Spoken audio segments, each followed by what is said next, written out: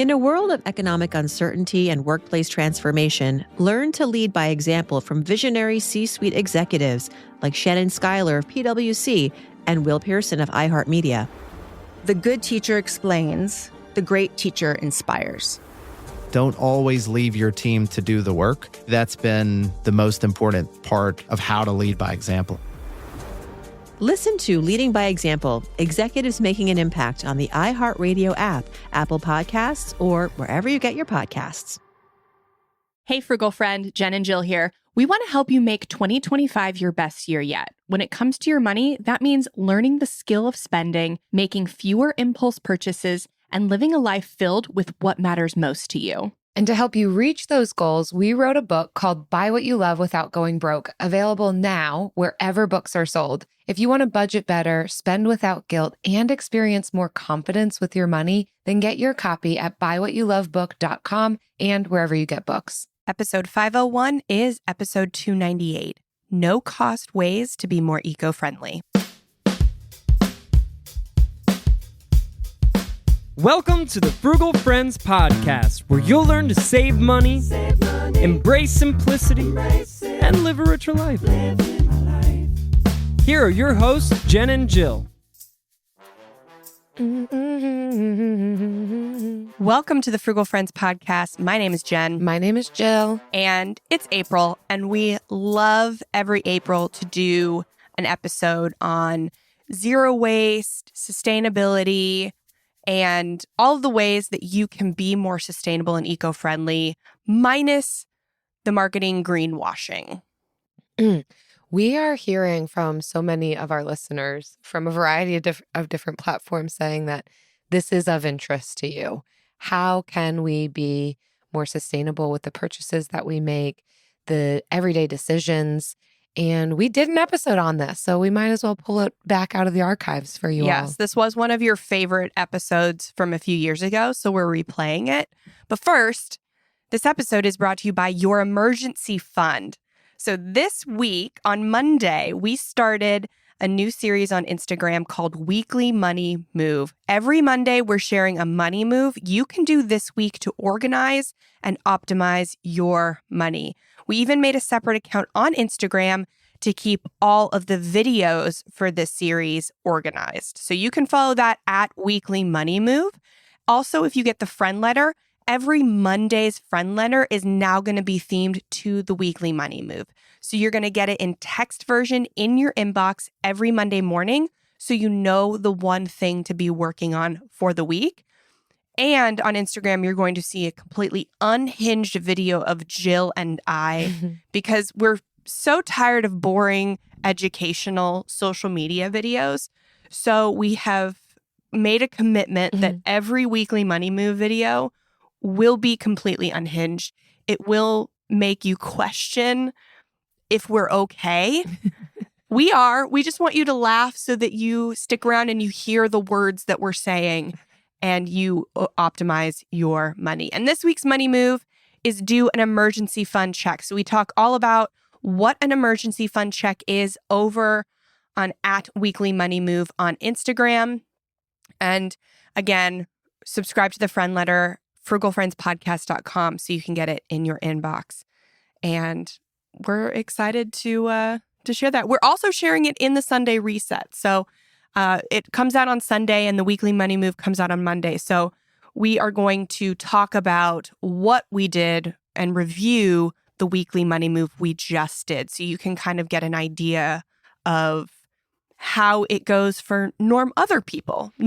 I wanted to say normal people, but unhinged people. We've had so much fun recording these videos for our at Weekly Money Move Instagram account. And it is helpful information about finances. Everything that is coming out of our mouths is helpful, but everything our bodies are doing is quite distracting. But we think we love it. We actually don't know if you're going to love it, but we love it and we're doing it for us and for you. Market research and testing has shown that everyone thus far has loved them. Yeah. We have actually recorded 6 videos so far and everyone has loved all of them. So we are excited to share them with you every Monday. So we also have more episodes on the podcast about sustainability. Again, we do this every April and sometimes more often. Episode 398, Frugal, Zero Waste Living. Episode 266, where we talk with Stephanie Spherian from the Sustainable Minimalism podcast. We talk about how sustainability, minimalism, and frugality all work together. And it's fantastic. So I hope that you enjoy this episode as much as everyone else did 2 years ago when we played it. Let's get into it. Let's talk about no-cost ways to be more eco-friendly. We're splitting this into two parts as we normally do. The first is mindset shifts for sustainability, because we haven't really talked about that aspect much.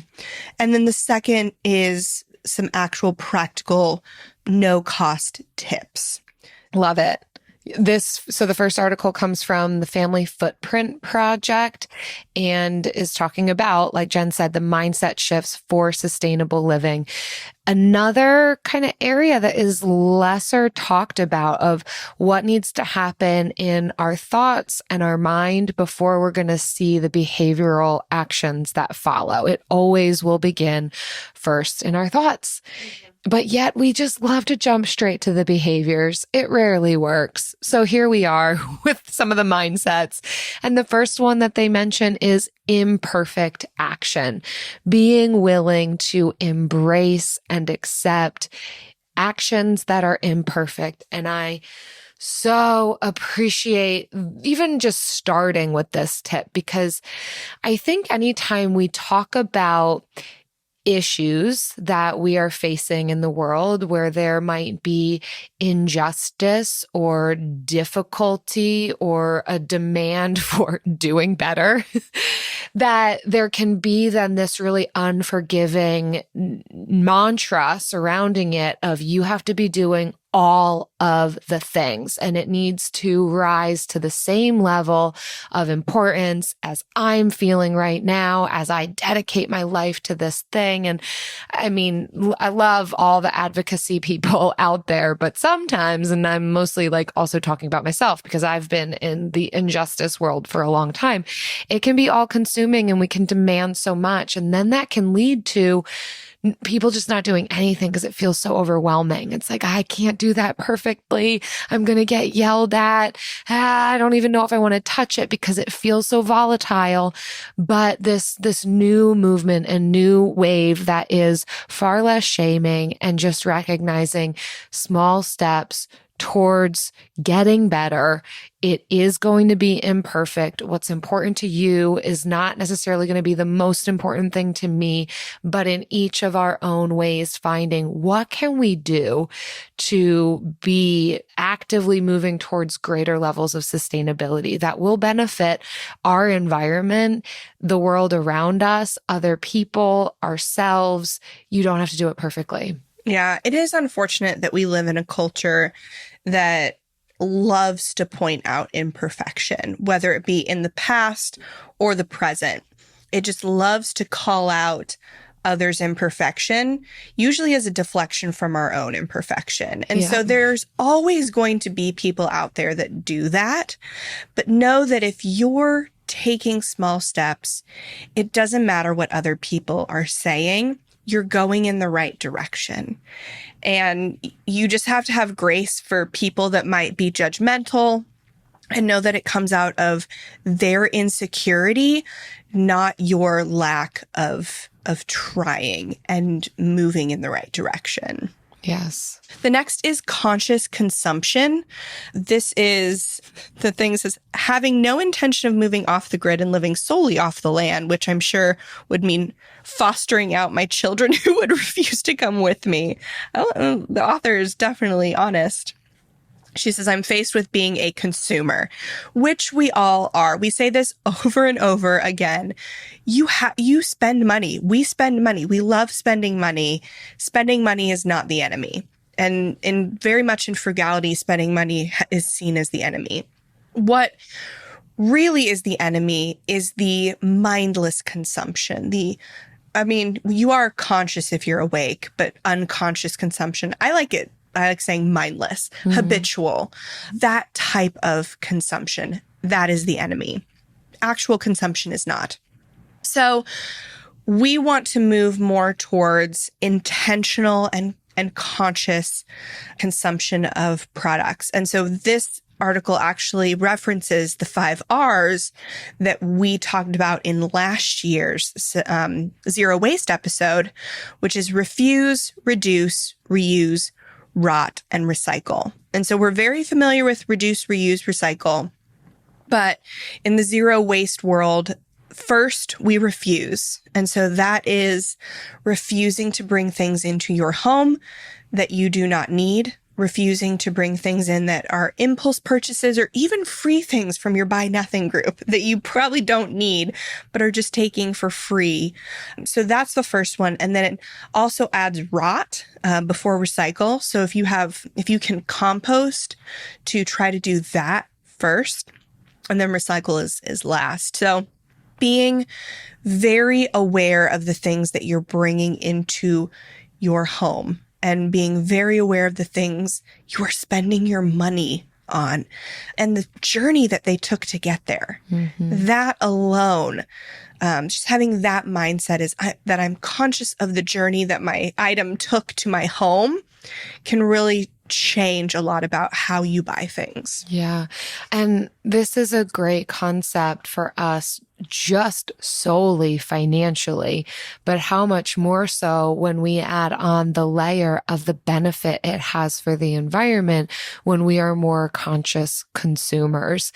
So I love it when we can just like stacks on stacks on stacks, really solid reasons for like being mindful and good stewards. So there's just another one. And I love the additional R's, refusing and rotting. Yes. That's perfect for me.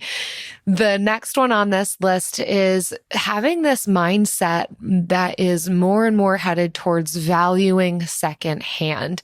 And I think a lot of people, if you do buy secondhand, might come at this concept for a variety of reasons. Some people enter into the secondhand purchasing world purely to save some money. Others enter into it purely from a reducing waste perspective, but it can serve all the purposes. And as we're able to add more value to that, then it won't just be this, oh, let me just see if I can do this to save money, because the second we're not as concerned about spending less, then we might be buying new. And that's what the author gave as an example in their own lives of, yeah, they used secondhand and free, which is secondhand usually too, in their college days when they didn't have a lot of money. It was not only what's at the thrift store, but just what's on the side of the road, what's in someone's dumpster. But then the second they got a job, that wasn't needed anymore for their lifestyle. And so they were buying new. And so to keep us on this track of secondhand purchasing can come when we are then also concerned about reducing waste and consuming in a more kind of ethical, sustainable kind of way. So wherever we can, and that goes along with the R's of reusing, repurposing, buying something that's already used. And I love how they say they realize that the second something is purchased or bought, it is now used. So even if you are the one who purchased it new, now that you've bought it, it's used. So that can be a helpful reframe if there are any barriers to buying used items. There can be some really amazing deals to be found, and also keeping things out of the landfill. So I'm all about, and I'm here for secondhand, and that's your thrift stores, that's your buy nothing, that's your Facebook marketplace, that's your hand-me-down from friends, wherever you can get secondhand. Do it. Yeah.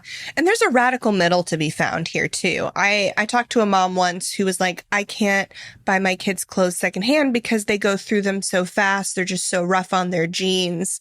And that is that's an extreme thought, is that I can't buy any of my kids' clothes secondhand because they are so rough on them. I have to buy them firsthand. But there is a radical middle. So maybe your kid has 10 pairs of jeans. 5 of them are new. 5 of them are thrifted. They go through those 5 maybe faster than the new ones.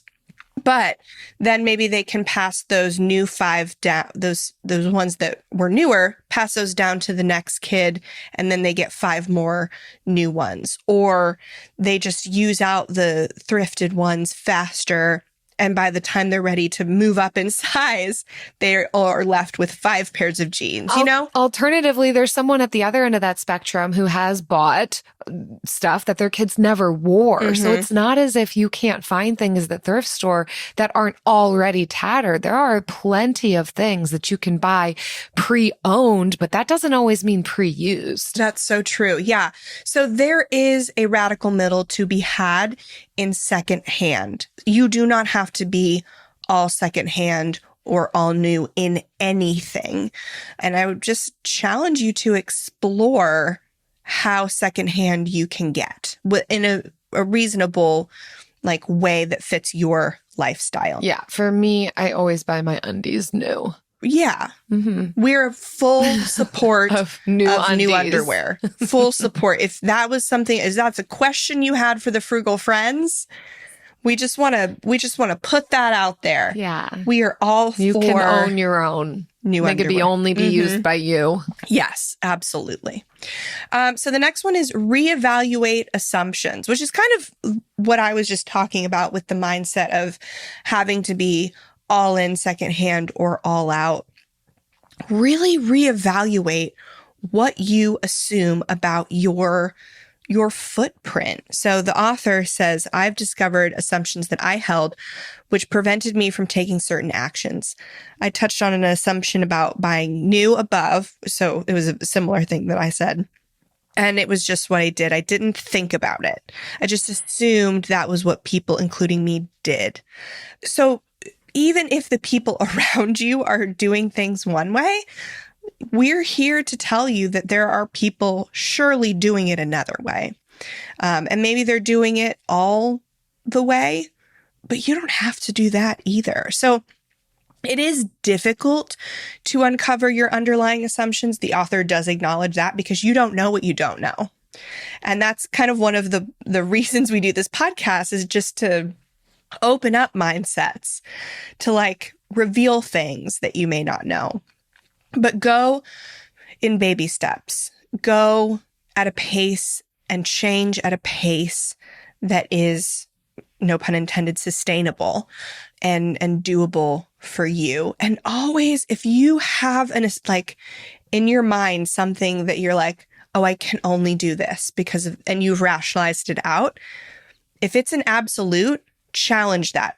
Challenge that mindset in yourself. If you have any absolute mindsets or thoughts, take a moment and just be like, okay, I assume this is 100%. Let me just live for a second. If this wasn't 100%, what would it look like for this 100% mindset to be untrue? And just think about what that would look like. It's such a good exercise. It may not change everything entirely, but it's a good thing to know that not everything has to be boxed in, and it might lead you to a really creative solution. So this is great for multiple reasons. This message is brought to you by Apple Card. Did you know Apple Card has no fees? No fees? None. No annual, late, or foreign transaction fees. I guess when they say no fees, they mean it. That's right. Apply for Apple Card in the Wallet app and start using it right away with Apple Pay. Subject to credit approval, variable APRs for Apple Card range from 18.24% to 28.49% based on credit worthiness. Rates as of January 1st, 2025. Apple Card issued by Goldman Sachs Bank USA, Salt Lake City branch. Terms and more at applecard.com. The next article we want to go through now gives some actual tips of things that we can be implementing to aim at greater levels of sustainability in some no-cost ways. And it comes from Real Simple. The article is titled 10 Low-Cost and No-Cost Ways to Help the Planet. This was in 2022, but we're just going to move that over to also 2023. Yeah. They just didn't update it. We're not going to go through all 10. Both Jen and I are going to pick some of our favorites. And I will kick it off with one of my favorites, which is number 1. Reduce food waste. And again, we reference that we did do an entire episode on this, episode 176, if you want to take an even deeper dive into what this could look like. But the article references that globally, we waste close to 40% of all the food that's produced, which is really wah, wah. That's so much food waste, which then leads to all sorts of greenhouse gas emissions. And it's not great. It's a waste of money. It's a waste of food that could be sustaining us. And so wherever we can do our part, and I love the breaking it down into smaller and smaller steps. This is definitely something that every household can be implementing. It's not this big, massive overhaul of lifestyle. It's tweaking things here and there to make sure that we are only buying what we need, consuming what we've bought, being really wise and intentional with like even anything that's left over. And I love the tips that they give of some simple steps to be moving towards less food waste, of taking that extra time to plan out your meals before you find yourself at the grocery store. I am definitely one who can think this is going to take way longer than it actually does, but it truly only needs to take 10 minutes to sit down, look at your week and identify, okay, when will I be out this week? When will I be sharing a meal with friends? When will I be home? And what can the plan be? Then, because you're at home, you can compare what you plan on making to what you already have in the fridge and pantry and really only buy what you need. Also, making good use of your freezer. So if you've cooked extra and you know, if I put this in a container in the fridge, it probably won't get eaten because we're going to be gone most of the rest of the week, then throw it in the freezer. I think that earlier on in my reducing food waste journey, this was one of like my biggest downfalls of thinking, okay, we'll just put it in the fridge. And then a week would go by and there we go. We got to throw it out. And so realizing how better to utilize my freezer, which also plays into that earlier step of meal planning stuff that is very freezable, knowing I'm going to have leftover. And that's just like a double whammy because then you've got food already prepared for your busy nights. And also recognizing the difference between expiration dates and best before dates. I think sometimes we can be overly cautious. I'm like treading very carefully here, but best before is not the same thing as expired. I'm not trying to tell you to like eat moldy or rancid things, but recognize that if something, that you just opened recently, but the best before date is past, it could still very well be that you can eat that thing, and to not let your desire to just purge and have a very clean looking fridge overtake the necessity of reducing food waste. And if it is about to go bad, is there a way that you could cook that into a meal that quickly goes into the freezer or something before it goes bad? Mm-hmm. Number 2 is to recycle smarter, not harder. And I am reminded of this when I think back to our episode with Ron Gonen on the circular economy about like dream cycling. So don't throw something in the recycling bin just because you want it to be recyclable, to actually know what is recyclable. And it's different in many cities, even like communities within cities for some reason. So you should please, it takes no extra cost. It is absolutely free to do a Google search on how to recycle. So just making sure things are clean. And if you, in all honesty, if you don't feel like cleaning it, if you don't have the time, to throw it away. Because if you put something into the recycling that will not be accepted, it could contaminate the entire bin, and in which case nothing, even recyclable items, nothing will get recycled in that bin. So please just be on the cautious side. Don't wish cycle. Please educate yourself on recycling, how clean certain things need to be. yada, yada, so that the things in your bin do actually get recycled. Mm-hmm. The next on here happens to be number 3 that I also love. Reduce. Reduce. So yes, recycling is good, but reducing our waste is even better. And a lot of times in this article too is specifically talking about those single-use plastics. Oh, they're such a culprit, and that just leads to an overwhelming amount of waste when we are only using something one time, just like the toll that takes on all aspects of the production and then the post-production following the use. There's so much that can be said for just decreasing the amount of single-use plastics that we're relying upon in our daily lives. And usually that too just means some small tweaks in various areas of life to identify, where am I consuming the most plastics? Where am I utilizing these kind of single-use conveniences that with one small shift really could make a big impact, at least for my footprint. And again, love the examples that they're giving here, which apply to most of us. We're talking about the plastic bags. And so a simple switch to taking your own bags with you to the grocery store and not relying upon the plastic bags that are just given and then who knows what to do with all of them afterwards. This is talking about eliminating those plastic bottle usages. Take your own reusable water bottle everywhere you go. If you're afraid of running out of water, get a bigger water bottle, or take 2 medium-sized water bottles or 3 small water bottles. You get the point. And also considering those utensils. Another really common one is, getting the plastic utensils wherever you're going. Usually it's your fast food restaurants, but yeah, plenty of places just utilizing plastic utensils.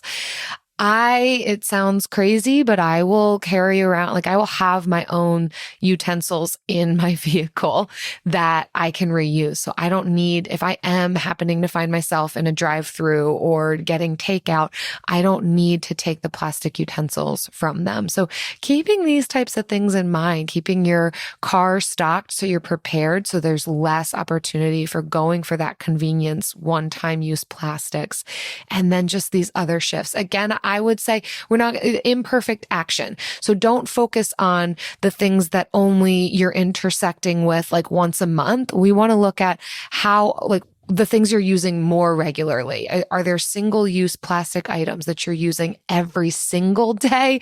Start there. We want to look for the high impact items, not necessarily the one-time low impact. This only happens once a month. Yeah. So the next one for me, I'm going to skip down to 6, and I'm just going to say it again because it's on the list. So I can opt for used items. So the amount of waste finding its way into landfills is a growing problem. And spoiler alert, you pay for landfills. So there are some communities that do make you pay for waste removal, which I love. Even if you are living in a community where that's just standard, you don't have the option to pay or not pay, you pay for it. And as the need for landfills increases, that cost will go up, and you will pay for it. Your children will pay for it. Your grandchildren will pay for it. So we really need to be opting for used items when it is possible. The average American produces about 1,704 pounds of garbage every year, which is 3 times the global average. It is insane. So we need to start reducing our waste. Reduce, refuse, but also opting for used. And so, yes, to buy at a thrift store, that costs a little bit of money, which goes against the title of the article. But there are ways to get used things for free too. Obviously, we talk about Buy Nothing groups a lot, but if you are not on Facebook or don't want to babysit the Buy Nothing group, just look at your community and what are the things that you collectively own or individually own that you could collectively use. I think we've talked about our friend Joseph, who has a pressure washer. He loves his pressure washer. He loves his pressure washer, and he loves when people ask him to use it because he doesn't get to use it. Twice all a the year. time. Yeah. So think about stuff like that. Get together with your friends and talk about that kind of stuff. Things that you can borrow. You don't have to own something to utilize it. What are the things that I can lend? What are the things that I can borrow? So that we can lower our consumption rate and lower our waste. And hopefully peter out the growing need for landfills. Yes. Number 8, I'm going to go with this, even though we're talking about no cost, but we all do spend money. So re-highlighting this idea of spending with purpose, being a conscious consumer, making sure that the money we do spend, it has been thought about, is intentional, is going to keep things out of the landfill rather than add to it. That again also just helps our wallet. But I also like how they are advocating for some of these new credit cards that are popping up on the market that are focused on funding causes. They reference that there's this Aspiration Zero card. But these are debit cards. They're not even credit cards. So if you don't want a credit card, these are debits. It plants a tree for every single purchase you make, which seems insane. So there you go. There's your no cost. If you're just already spending money and then this is just like no cost to you to actually be doing good with your purchases. And the card gives you 1% cash back for your purchases. There's no sponsorship here. I'm just reading this article. No, Aspiration might have a credit card too, but they also have a debit card that does pretty much the same thing. That's a really cool additional way of spending with purpose, not just conscious consumerism, but figuring out how my spending can go further in utilizing resources like these debit and credit cards that are also on team sustainability. Yeah, and this Climate First Bank. I'm going to piggyback. My third is also going to be number 8 because I love this Climate First Bank, which is another eco-driven debit card that recently announced a one-of-a-kind regeneration checking account, which for every qualifying regeneration account open, Climate First makes a $100 donation to Project Regeneration. So it's a nonprofit focused on ending the climate crisis. So there are a ton of ways where you can go further. I really believe that using credit unions for most of your banking really reinvests in the community. That in itself is sustainable. Not all sustainability has to do with the climate, but it can also be, sustainability and keeping money local. But these banks also are very climate driven, and there's all kinds of ESG funds coming in, to your IRA or your 401k.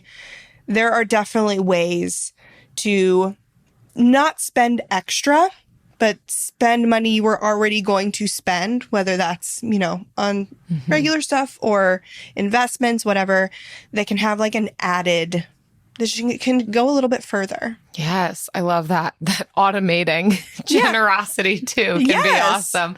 They also reference ways to be engaged in advocacy efforts and volunteerism. So these are obviously free ways, but then they also become activities and they get us involved in the community and meeting other like-minded people. So there's so much that can be done here that doesn't involve us spending more money just to become more eco-friendly and sustainable. Most of the efforts are not spending money. Yeah, we've said this from day one. You cannot buy your way to green. And many climate activists will say the same thing. You cannot buy your way to green. It's a marketing tool. So, and when you know that, then you can take this more radical middle approach of not having to be perfect, but just desiring to be better. Do you know what else can't be purchased, but is just getting better and better, always automatically, organically? I would never say do better, but it's always becoming better. The bill of the week.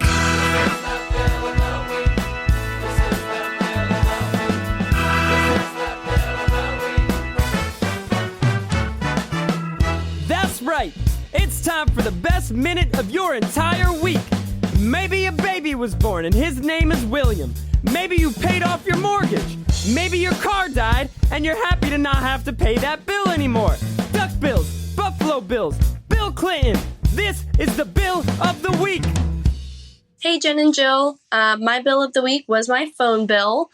I messaged our data carrier, about getting a lower rate because they were advertising a lower rate to new customers. And we've been with them for almost 9 years. So I negotiated with them and got $20 off every month as a loyalty discount. So now we're going to be saving $240 every year just by negotiating and talking with them. So yeah, thank you. Nice. I love this. I love these examples of a simple phone call, negotiation station, and getting a lower monthly payment. We're not talking a one-time discount, which I'm also here for. Those are great. But when we can reduce monthly expenses because you made one phone call, that's amazing, Kayla. Well done. Yes. Congratulations, Kayla. The phone bill, we found phone and internet, if you have competing internet providers, but always the phone bill, easiest one to lower. Honestly, easiest. Yeah.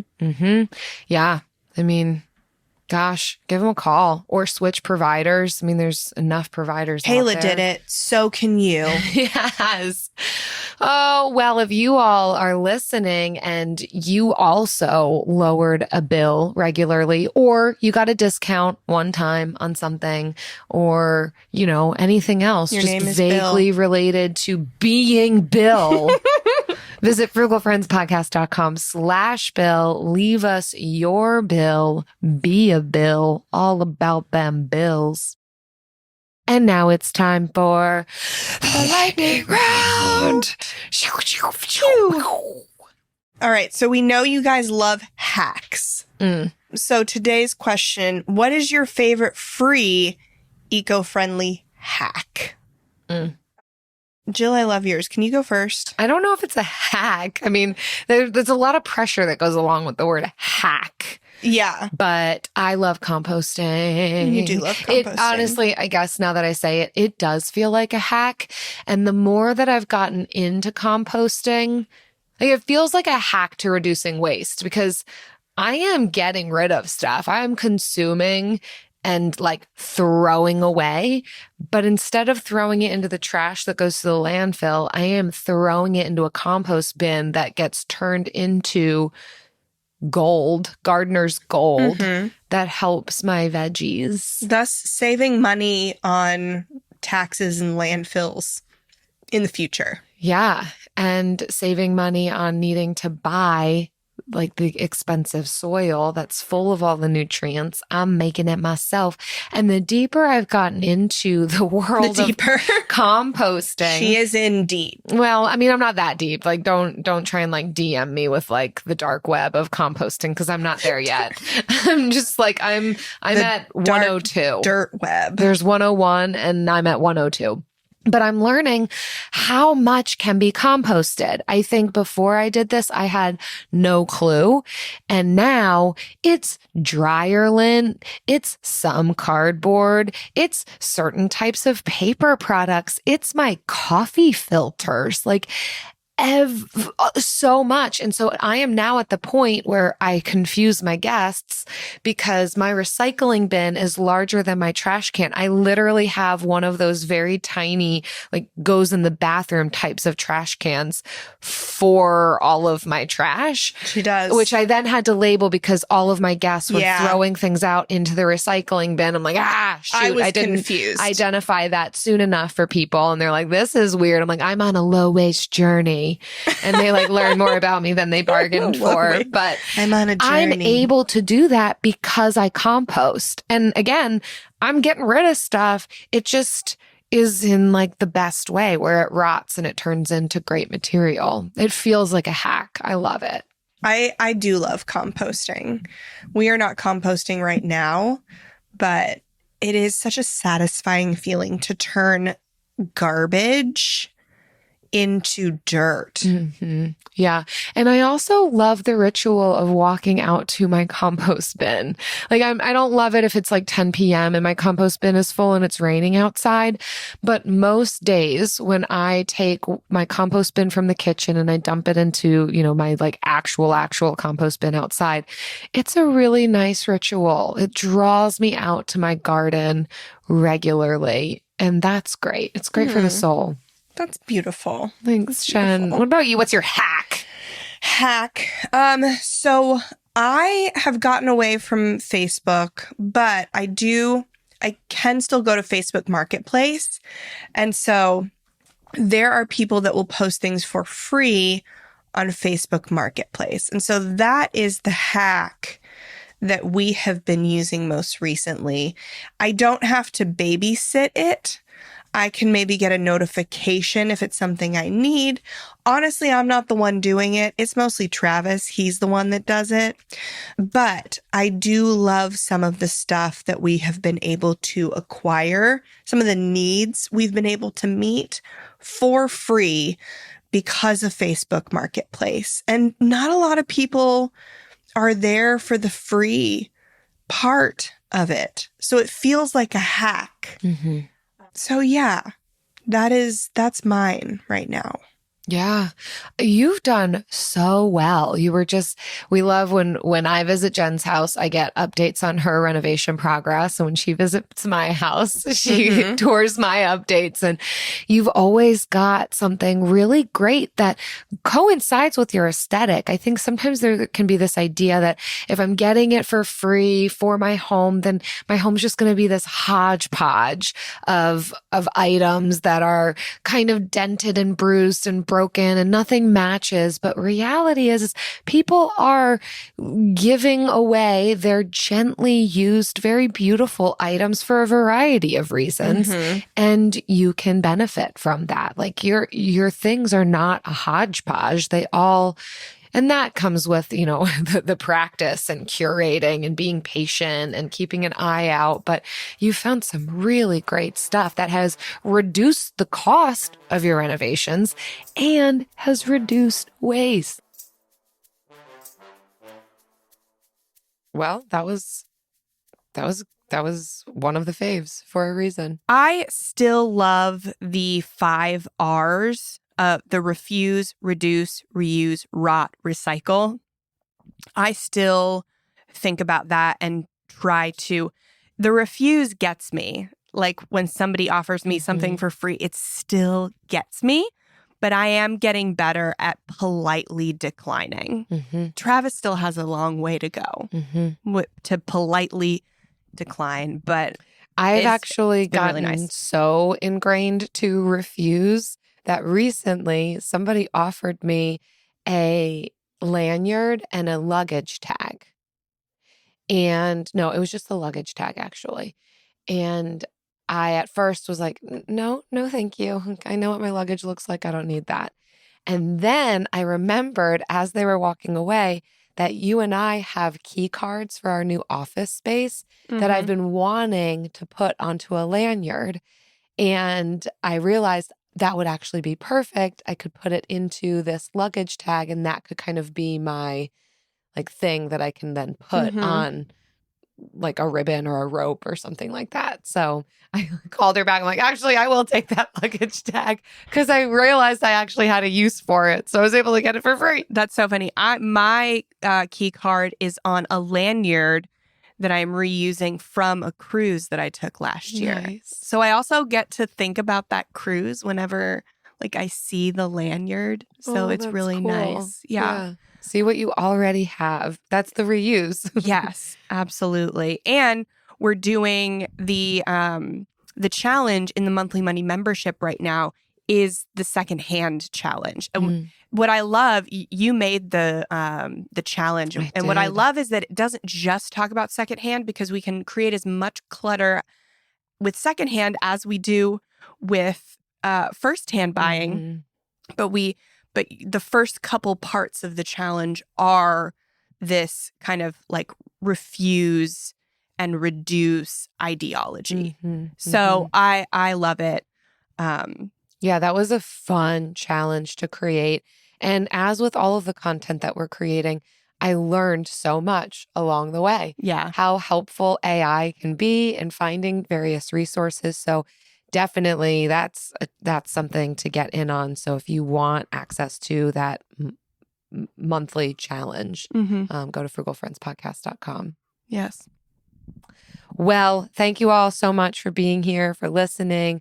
We love reading your kind reviews, both about the podcast and about our book that we wrote, Buy What You Love Without Going Broke. This review is for our book, comes from Sherry A, 5 stars, says, a modern take on wealth building. I've been following Jen and Jill for over 2 years and love their modern approach to finances.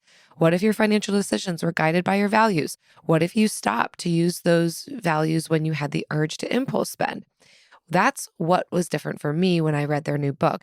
It brought my personal life and personality to the topic of my finances and wealth building strategies in a new way. Made me stop and really search my soul for why I spend my hard-earned money on purchases that would only give me a nanosecond of thrill and happiness. I crafted a new why, followed their how to set up long-term plan for wealth building, not just short-term feel-good stuff. Highly recommend this book and Jen and Jill's amazing podcast, Frugal Friends. Change your approach, change your net worth. Thank you, Sherry A. Yeah, thank you, Sherry, for listening and reading the book. If you listening enjoyed this episode, please leave a rating and review on Spotify. We would appreciate that so much. Or on YouTube, leave a comment under the video. And if you read the book, we would appreciate if you left a rating and review on Amazon. Even when I know when I go to get a book from the library, I go straight to Amazon to see the reviews to see if it's worth my time getting it. So even if you didn't buy it on Amazon, if you got it from the library, please leave a rating and review. It helps us spread this message farther and wider. Thanks, everyone. See you next time. Bye. Frugal Friends is produced by Eric Sirianni.